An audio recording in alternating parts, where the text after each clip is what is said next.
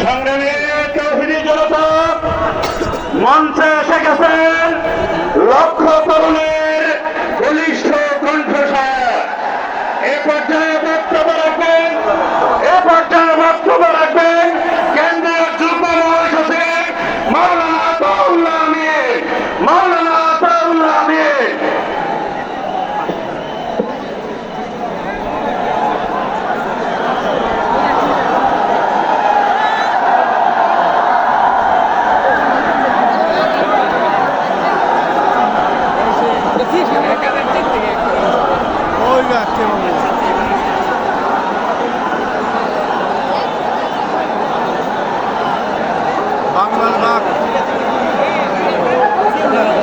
আসসালামু আলাইকুম ওয়া রাহমাতুল্লাহি ওয়া বারাকাতুহু।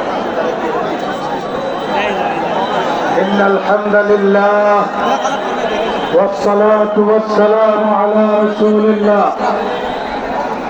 বাংলাদেশ খেলাফত মজলিস বগুড়া জেলার আয়োজনে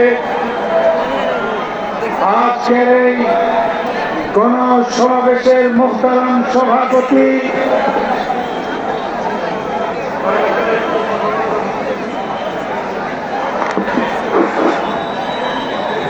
মঞ্চে উপবিষ্ট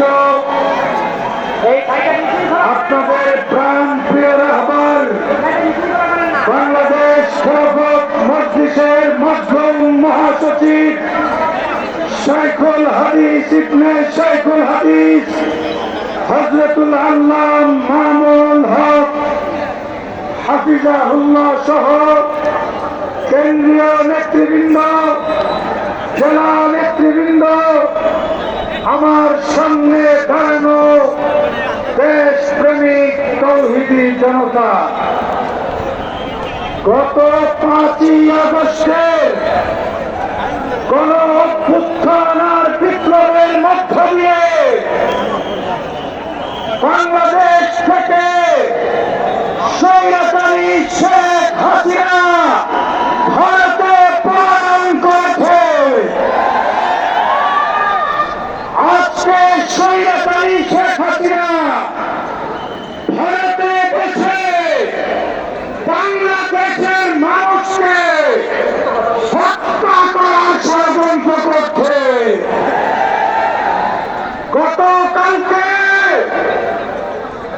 গোপালগঞ্জে 40 জন নিরাপদ মানুষকে হাসিনা স্বৈরাচারের সন্ত্রাসীরা হত্যা করেছে। আমরা